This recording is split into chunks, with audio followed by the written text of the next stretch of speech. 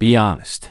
You don't feel lonely because you're alone. You feel lonely because most people don't reach you anymore. And that didn't happen randomly. It happened as you started thinking differently. What's happening here is something called cognitive divergence. It's closely tied to research on intelligence and perception, including ideas explored by Jean Piaget and later cognitive scientists. In simple terms, your brain stopped processing reality the same way as everyone else.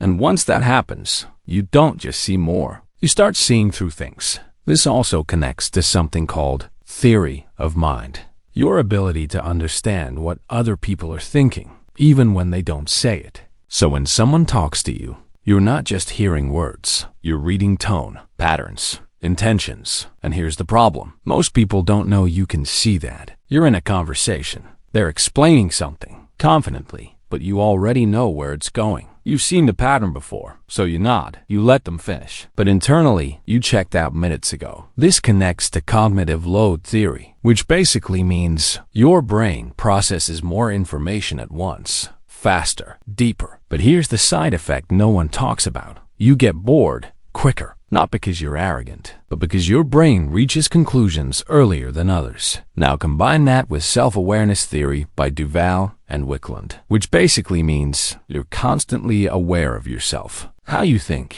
how you act, how you're being perceived. So now you have two things happening at once. You're analyzing them and analyzing yourself. At the same time, that level of awareness creates distance. And here's the part most people won't admit. Sometimes, you pretend to be less aware, just to keep the interaction going. Psychologist Satoshi Kanazawa found that individuals with higher intelligence often experience reduced need for frequent social interaction. But it doesn't mean they don't want connection.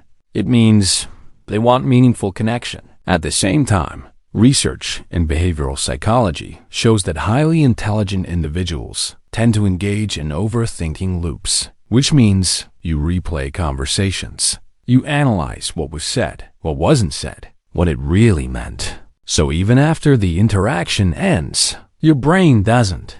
This is why small talk feels draining, because your brain is looking for depth and finding none. This is why you start choosing silence. Not because you have nothing to say, but because most conversations aren't worth entering. This is also why relationships feel complicated. Because you don't just want attention, you want understanding.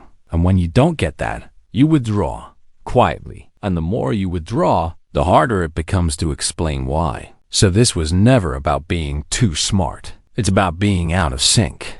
Your environment didn't evolve at the same speed you did. And now, you're surrounded, but not aligned. You notice it in group settings. You speak less. Not because you're shy, but because you already understand the outcome of the conversation. You notice it in friendships. The connection fades, not because of conflict, but because of distance in thinking. You notice it in relationships. You try to explain how you see things, but it feels like translating a language no one else speaks. So eventually, you simplify yourself, or you stay quiet. And that's where loneliness starts building. Not in the absence of people, but in the absence of being understood. And the worst part, you start wondering if the problem is you. But it's not that simple. You didn't become distant. You became aware. And awareness changes everything. Because once you start seeing patterns, you can't unsee them. Once you understand behavior, you stop reacting to it the same way. And once that shift happens, your world gets quieter, not emptier, just quieter. If this felt uncomfortable to hear, then you're already aware of it. And once you reach that point, you don't go back. You just learn how to live with it.